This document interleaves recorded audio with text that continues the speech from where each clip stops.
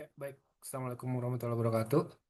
Jadi di pertemuan kali ini kita akan melanjutkan perkuliahan untuk evaluasi pembelajaran fisika, yaitu terkait dengan aspek hasil belajar, kognitif, afektif, dan psikomotor ya.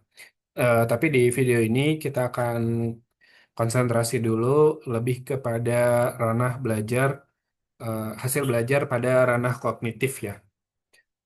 Nah, eh, tujuan dari sesi ini mahasiswa diharapkan mampu memetakan ya tujuan itu ke tiga domain ya. Tadi ya kognitif, afektif, dan psikomotor. Kemudian memilih taksonomi yang sesuai konteks dan merancang asesmen terpadu yang sahih dan praktis gitu ya. Nah, teman-teman juga harus memahami ya apa pentingnya teman-teman itu mengapa memahami taksonomi hasil belajar gitu ya. Nah, yang pertama itu adalah memungkinkan diskusi kurikulum dan evaluasi yang lebih tepat ya, terutama kaitannya dengan lintas peran, misalkan antara guru dengan peneliti, dengan administrator gitu ya, dengan spesialis dan seterusnya. Kemudian, pemahaman terhadap taksonomi hasil belajar itu dapat menyediakan kerangka ya, dapat menyediakan kerangka bersama untuk membahas terkait dengan masalah, prioritas, dan penekanan-penekanan yang akan dikuatkan gitu ya, atau yang akan dibahas, atau yang akan dikaji gitu ya dalam pendidikan gitu ya. Kemudian yang ketiga itu adalah mendorong penyebaran pengetahuan tentang pendekatan dan alat dalam perancangan kurikulum dan evaluasi ya. Kemudian membantu mengidentifikasi serta memahami prioritas pembelajaran di level kelas baik di level program maupun sekolah gitu ya. Kemudian juga pemahaman terhadap taksonomi hasil belajar ini dapat mempermudah penetapan tujuan pembelajaran ya bagi eh, perancang pembelajaran ya, sehingga tujuan-tujuan pembelajaran ini menjadi lebih terukur dan lebih selaras gitu ya. Nah, hal ini juga dapat mempercepat pengembangan kurikulum yang konsisten dengan tujuan dan asesmen yang dirancang gitu ya. Kemudian juga ini dapat meningkatkan efektivitas evaluasi, artinya pemahaman terhadap taksonomi, artinya hampir mustahil ya, hampir mustahil eh, bahwa kalau nggak ada pemahaman terhadap taksonomi hasil belajar, maka eh, lebih sulit untuk membuat evaluasi yang lebih valid, reliable, dan terutama berbasis pada bukti gitu ya. Nah, dampak akhir yang diharapkan ketika kita memahami taksonomi hasil belajar itu adalah keputusan pengajaran yang lebih tepat ya. Dan hal ini pun berkaitan dengan bagaimana kita membuat perbaikan-perbaikan terhadap proses pembelajaran, proses asesmen, proses perencanaan pembelajaran itu yang lebih berkelanjutan. Tiga domain dari hasil belajar ya, atau ranah utama dari hasil belajar yang kita pahami adalah ada ranah kognitif ya.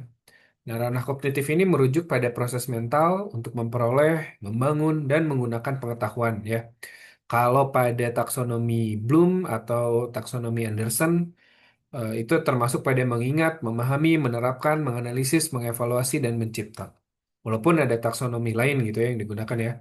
Kemudian fokusnya adalah pada kualitas pemahaman, ya, transfer dan penalaran berbasis bukti. Domain yang kedua atau ranah yang kedua itu terkait dengan afektif, ya.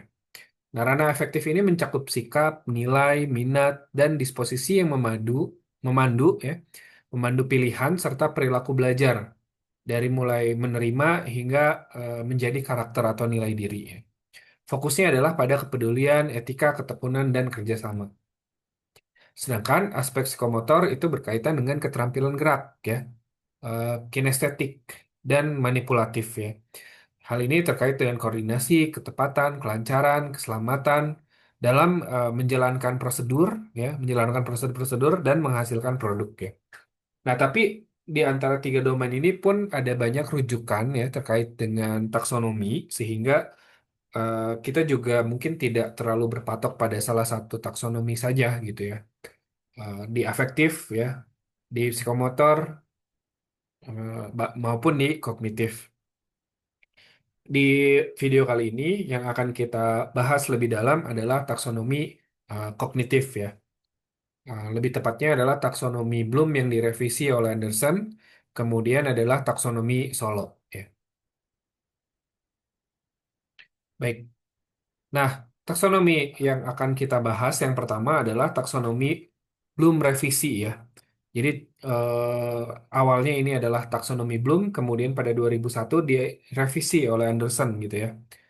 Nah, ini awalnya adalah taksonomi Bloom ya.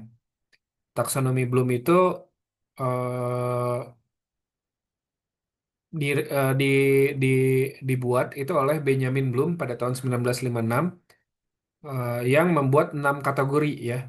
Yang membuat 6 kategori yang mengekspresikan secara kualitatif tipe berpikir yang berbeda ya, dimulai dari pengetahuan, kemudian pemahaman, kemudian penerapan, kemudian analisis, sintesis, dan yang paling tinggi adalah evaluasi ya. Nah, setiap kategori dalam taksonomi Bloom ini mencerminkan jenis kognisi yang semakin kompleks. Artinya, semakin ke atas, ini artinya tingkat kognitifnya itu semakin kompleks ya. Atau lebih sering disebut adalah tingkat belajar yang lebih rendah dan yang lebih tinggi ya. Ya, jadi ini adalah tingkat belajar yang lebih tinggi dan ini adalah tingkat belajar yang lebih rendah. Nah, setiap komponen taksonomi itu dibangun berdasarkan keberhasilan penyelesaian level sebelumnya ya. Jadi untuk dapat pada level pemahaman peserta didik itu harus memahami dulu apa memenuhi dulu level pengetahuan gitu ya. Untuk dapat sampai ke sintesis misalkan dia harus melewati dulu pengetahuan, pemahaman, penerapan dan analisis gitu ya dan seterusnya gitu ya. Nah, ini adalah taksonomi Bloom ya. Sampai pada akhirnya pada tahun 2001 itu direvisi oleh Anderson ya. Nah, ini adalah revisi terhadap taksonomi Bloom yang dilakukan oleh Anderson pada tahun 2001 ya.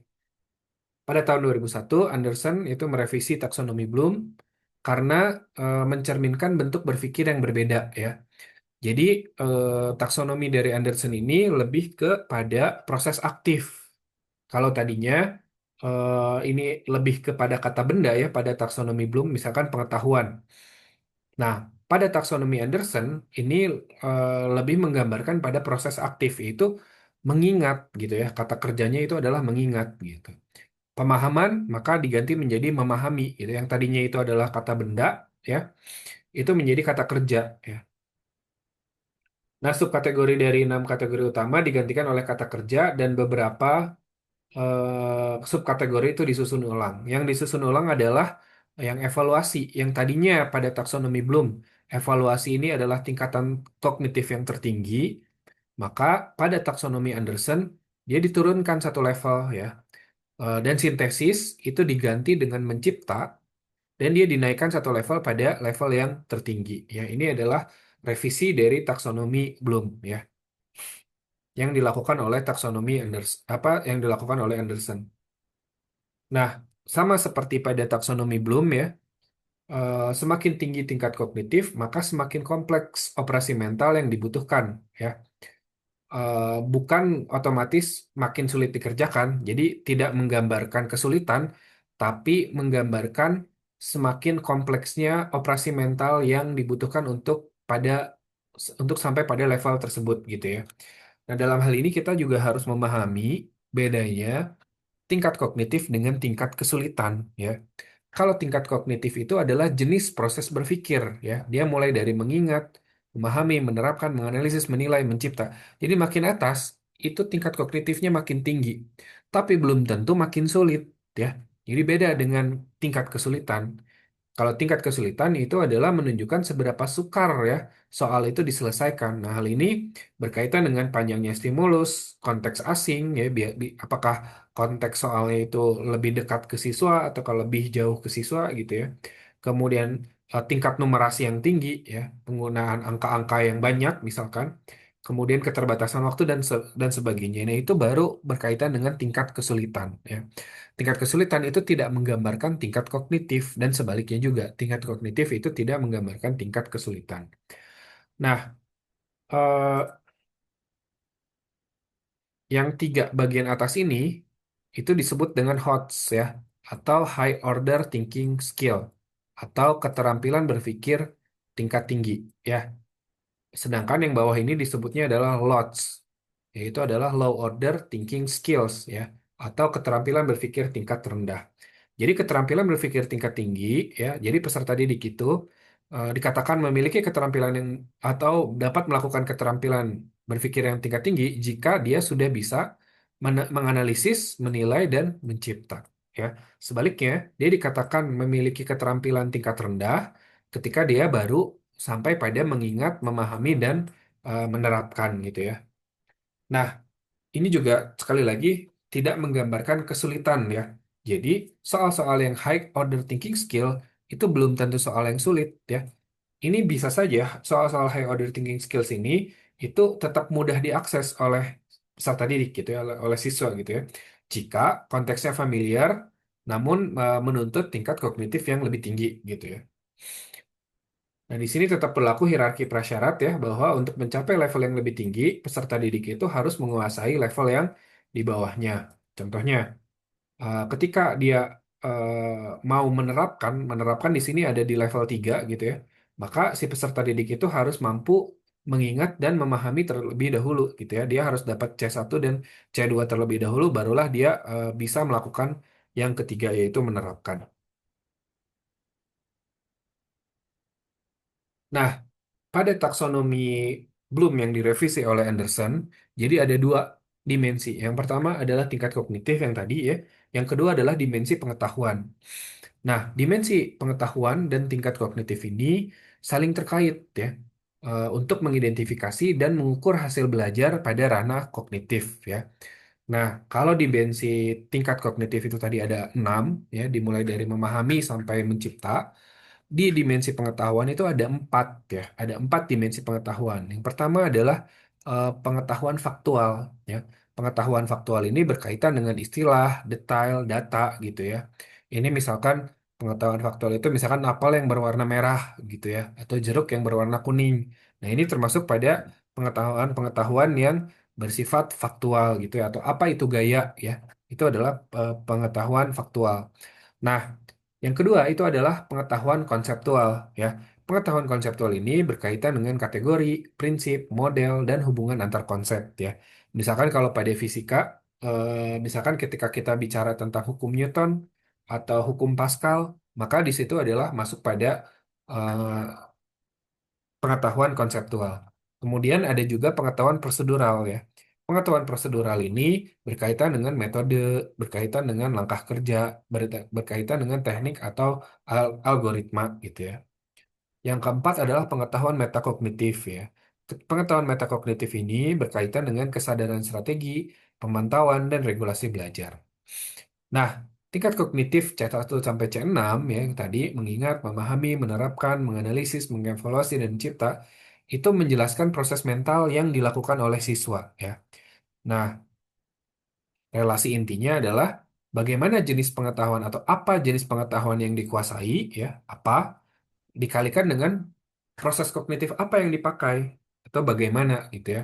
Nah, itu sama dengan target pembelajaran yang terukur. Jadi sebuah target pembelajaran yang terukur itu selain proses kognitifnya itu bagaimana, bagaimana siswa itu mengolah dari informasi-informasi yang ada, misalkan seperti itu ya.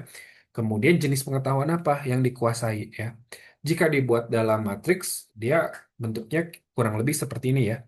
Jadi di tingkat kognitif dia adalah mengingat, memahami, menerapkan, menganalisa, mengevaluasi dan mencipta ya. Sedangkan pada dimensi pengetahuan itu ada faktual, konseptual, prosedural dan metakognitif ya. Jadi ya, ketika kita bicara pengetahuan faktual, dia bisa jadi ada di menerapkan, bisa juga ada di mengingat gitu ya. Nah, prosedural pun seperti itu ya. Jadi dia bisa ada di mengingat, bisa ada di menganalisa, bisa ada di mengevaluasi dan seterusnya. Dan sebaliknya, ketika kita juga bicara kemampuan memahami, ya, memahami konsep, maka jenis pengetahuan yang digunakan pada saat dia memahami itu bisa jadi pengetahuannya berupa pengetahuan faktual, bisa jadi berupa pengetahuan konseptual, bisa jadi pengetahuan berupa prosedural dan pengetahuan yang sifatnya adalah metakognitif.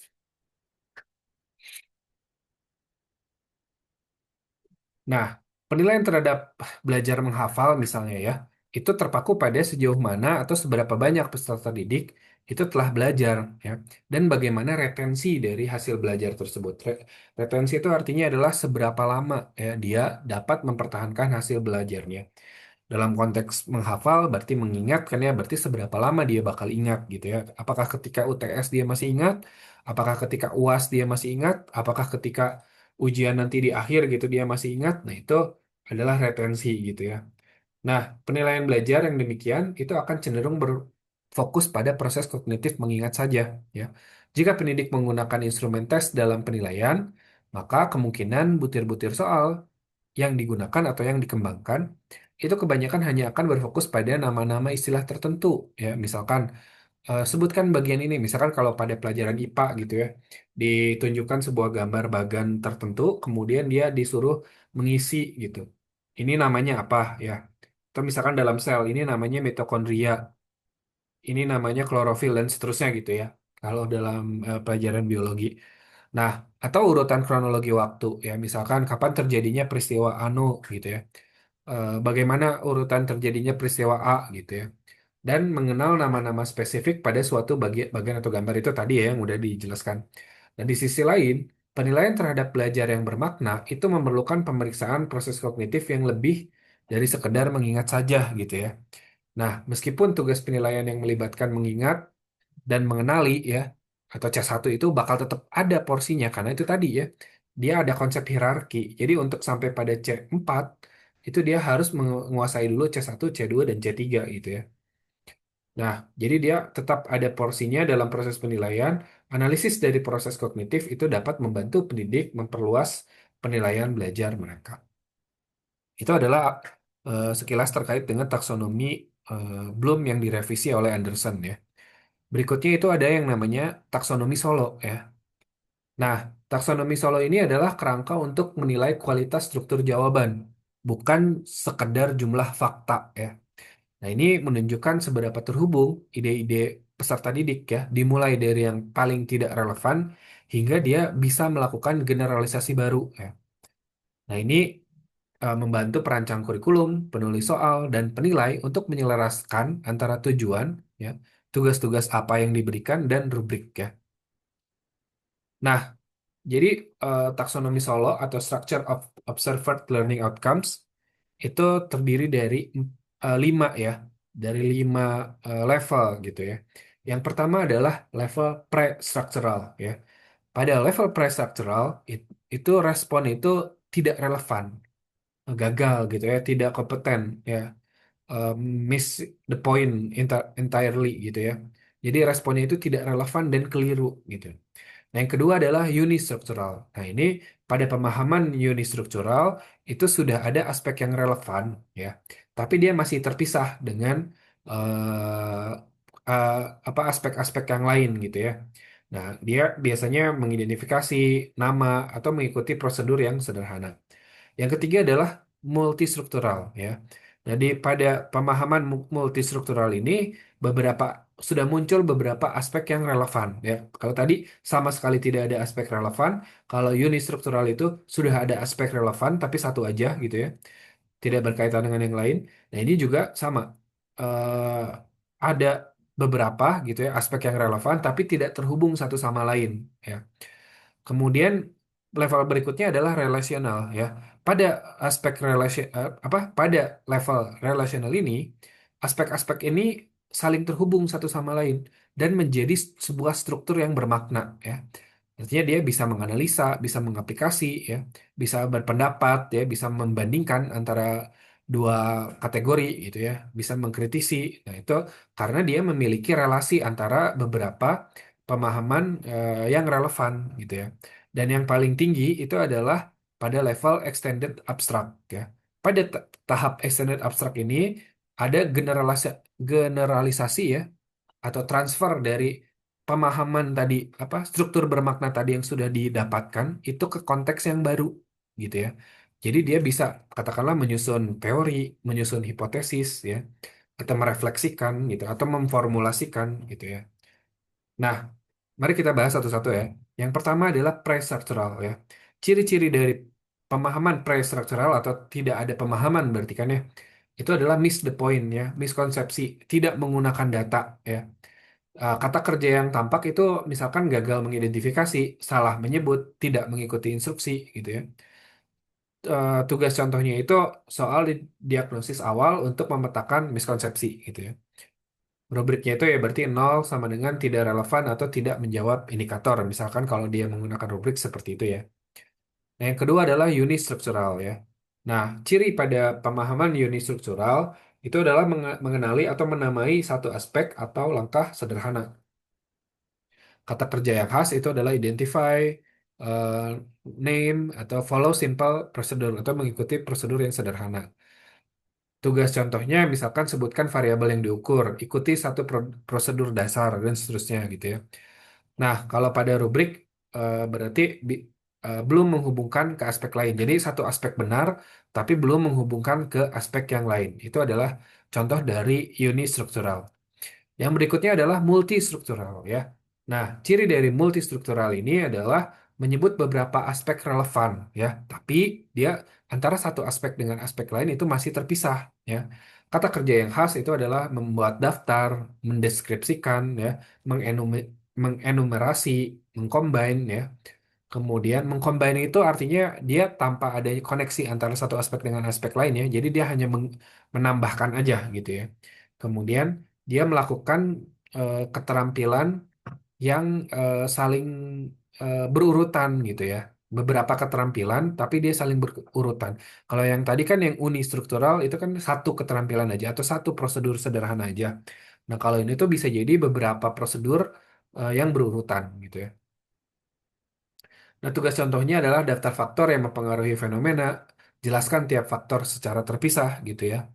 Kemudian rubriknya itu banyak detail akurat tapi tanpa keterkaitan. Jadi akurat, jadi banyak detailnya, banyak gitu ya.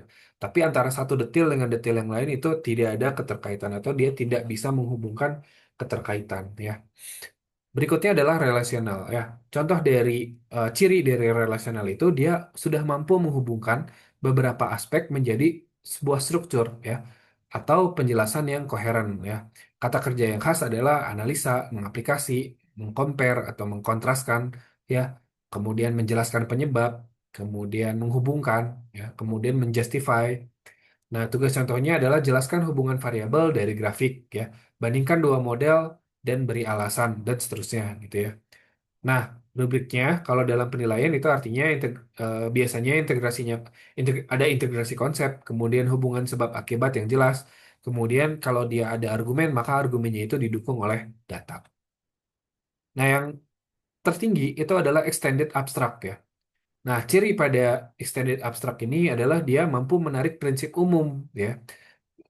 Dari pemahaman yang sudah tadi bermakna itu tadi, dia mampu menarik prinsip umum dan mentransferkan ke konteks yang baru ya. Eh, Kemudian juga ciri yang lainnya adalah mampu menciptakan solusi ya. Kata kerja yang khas adalah create, formulate, generate, hypothesize, reflect, dan theorize gitu ya. Nah, tugas contohnya adalah ajukan hipotesis baru ya dan rancang uji. Kemudian terapkan konsep pada konteks yang belum dibahas dan seterusnya gitu ya. Nah, pada rubrik supaya kita dapat mengenali pemahaman ini itu adalah adanya generalisasi, adanya orisinalitas, adanya justifikasi yang teoritis ya, justifikasi yang valid gitu ya. Kemudian adanya rencana verifikasi gitu ya. Ini adalah extended abstract. Nah, untuk menggunakan taksonomi Solo ini, ada kesalahan-kesalahan umum yang perlu dihindari ya. Yang pertama adalah bahwa menganggap bahwa kalau detailnya banyak, itu levelnya pasti tinggi gitu ya. Eh, itu seringnya adalah masih multistruktural ya. Jadi belum tentu ketika detailnya banyak itu levelnya pasti tinggi, belum tentu. Ya bisa jadi dia masih multistruktural. Jadi dia sudah ada beberapa aspek tapi dia tidak terhubung satu dengan yang lain. Jadi banyak detail, banyak aspek itu belum tentu dia tinggi gitu ya. Bisa jadi dia masih multistruktural. Jadi nah ini yang kedua adalah menilai kreatif tanpa adanya aspek transfer atau prinsip umum gitu ya. Jadi ketika si peserta didik yang dinilai itu menunjukkan kreativitas, itu tidak semuanya itu adalah level yang tinggi, belum tentu gitu ya. Jadi bisa jadi dia tidak ada transfer dari satu konteks ke konteks lain dalam hal itu gitu ya. atau dia tidak membuat prinsip umum dulu sebelum dia berkreativitas pada konteks lain gitu ya. Jadi belum tentu itu adalah extended abstract. Jadi ini perlu dihindari gitu ya atau perlu dicermati gitu. Kemudian kesalahan yang paling umum adalah rubriknya terlalu umum ya. Pastikan kita membuat deskriptor apa deskriptor itu yang observable, yang dapat diobservasi untuk setiap levelnya. Demikian ya penjelasan terkait dengan domain kognitif ya. Selanjutnya akan dilanjutkan oleh afektif dan psikomotor pada video selanjutnya. Terima kasih. Assalamualaikum warahmatullahi wabarakatuh.